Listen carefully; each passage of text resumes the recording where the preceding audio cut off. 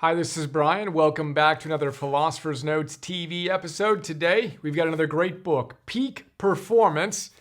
Peak Performance by Brad Stulberg and Steve Magness. Subtitle, Elevate Your Game, Avoid Burnout, and Thrive with the New Science of Success. Brad Stulberg is a great writer, and Steve Magness is a great coach. The two of them performed at a very high elite level earlier in their careers and then burned out. They met, talked about, well, how do you perform at a really high level and not burn out? This book is a product of that dynamic. It's a great book. I kind of think of it as a mix between Anders Ericsson's Peak, you want to reach the top of your game and of your life, and of Tony Schwartz and Jim Lohr's The Powerful Engagement. How do you get to that peak? By training your energy, oscillating, as we'll talk about today. So great book, quick, fun read. And we've got the Philosopher's Note, as always, 6-page PDF, 20-minute MP3 with some of my favorite big ideas, 5 of them here. Let's start with the equation. You want to grow and reach your highest potential and perform at your peak, then you need to master this equation. Stress plus rest equals growth. Stress plus rest equals growth. You need to stress yourself, and then you need to rest and recover. So we've seen this, we've used this quite a bit, right? So this idea of oscillating. You need to be intensely on and stress yourself. We'll talk about just how much in the next idea here. Just manageable, just past your comfort zone, but intensely on. And then very importantly, you need to train your recovery. You need to be as intense in your training of your rest phases as you are in your on phases. So if this is your on, this is your off, this is your stress, this is your rest, you need to train your recovery, create really great waves rather than be kind of sort of flatline where you're just going through your day and you're never really engaged, you're never really disengaged, etc. Or you could be the kind of person that always tries to be here or even higher, right? And you never come down, you never take a break. That's a great recipe for burnout. So this is the way you grow anything. You want to grow your biceps, you want to grow your cardiovascular system, you stress yourself, you properly recover, and you grow. You come back stronger. So that's the essence of the equation for growth, which is the essence of this book. And for me, my biggest takeaway is training recovery, truly training it, which we're going to talk about in the third big idea. So second big idea here is just manageable challenges. So the question is, well, how much should I stress myself? What's the proper amount of stress? I love the phrase, just manageable. So you're pushing past your comfort zone. If it's easy, you're within your comfort zone, growth is not going to occur there. You have to deliberately stress yourself. Go a little past what you can do, but not so far that you snap. So we've described it as stretch, don't snap. That rubber band that's not pulled so hard you snap, it's stretched nice and taut, dynamic tension. Just manageable. Stephen Kotler in The Rise of Superman shares a similar idea. He tells us it's 4%. 4% past your current abilities, just manageable. But if you do 4%, 4%, 4%, 4%, 4%, you stretched, you stressed, you recovered, and you grew. You keep on doing that, and again, you aggregate and compound.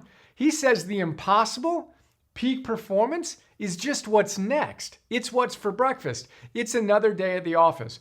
But you've got to be willing to go a little too far and then recover. Just manageable challenges. That's our proper level of stress. And then we can bust this out in the flow model too, right? So flow, Mihai Csikszentmihalyi, we have challenges and skills, right? So flow is where it matches. Your challenge and your skills line up just a little above it, 4%. That's where you enter flow. That's where you enter growth. Now, if the challenge is super high and your skills are super low, what happens? You get anxiety. This is flow, right? But if your skills are super high and the challenge is low, then what happens? Then you get boredom. So you need to find that spot where you're consistently moving just a little past your current skill level, but not too much. So then the third big idea, if we have work, rest, and we move through cycles throughout our day, which we do, which we've described in other episodes as ultradian rhythms. There's circadian, which is every 24 hours, circa dies, around a day. Then ultradian, which is around every 90 minutes. Your body and your consciousness is going through a cycle, right? So they say that your ideal work phase should be, intense on, should be 50 to 90 minutes long.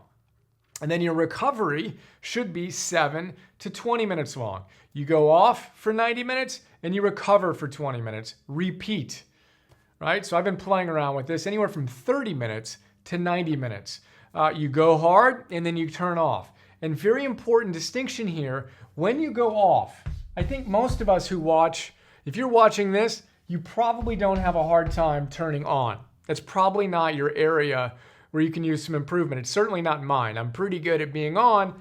My challenge is I can tend to stay up here and I don't actually come down and oscillate down. So my biggest thing is getting completely offline. If you want to really recover after going on, you can't use your checking of email or social media or news or whatever as your off cycle, because you're still in that dopamine, intense, adrenaline dripping stimulation mode. You've got to get away from your technology and go check out, for me, it's go hit a trail, go do a napitation, part nap, part meditation. I just got a sauna. I'm sitting in that, or a new sauna. We're sitting in that. I am sitting in that every afternoon. I'm finding ways to really, really train deep recovery. We want to get really good at that. And paradoxically, the more you recover, the more you have to come back with the next time around. So work, rest cycles, super important. Those are some ideas to think about. 50 to 90 minutes on, 7 to 20 minutes off. Fourth big idea, the iPhone. So they talk about the iPhone in its effect on your performance. We've talked about it in other contexts. So the iPhone times 3.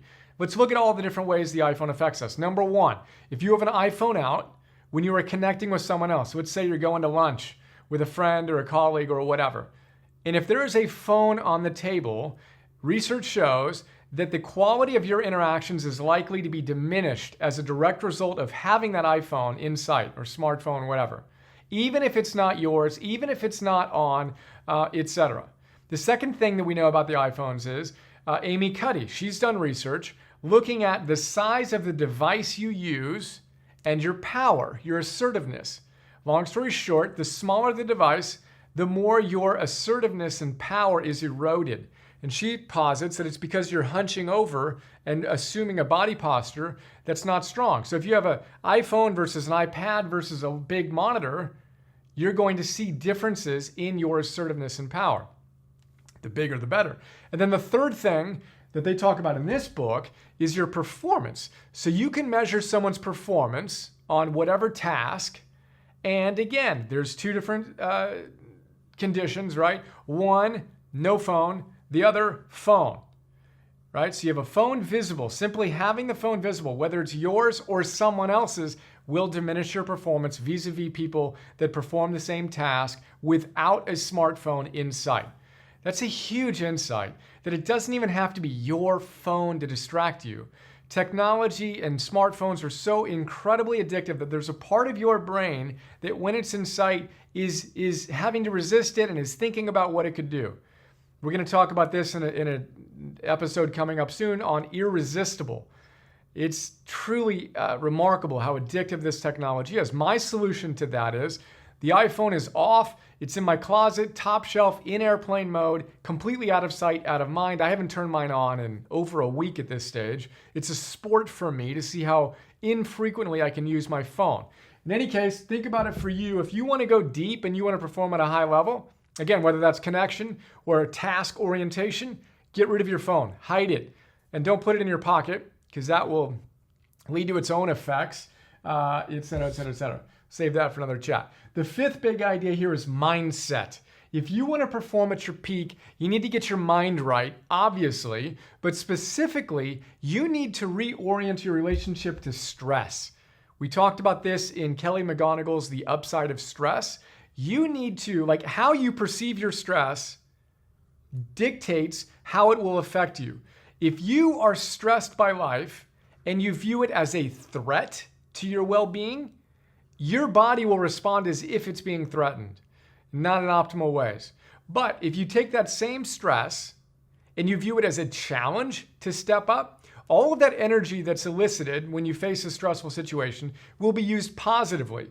There's a huge difference between the threat response and the challenge response.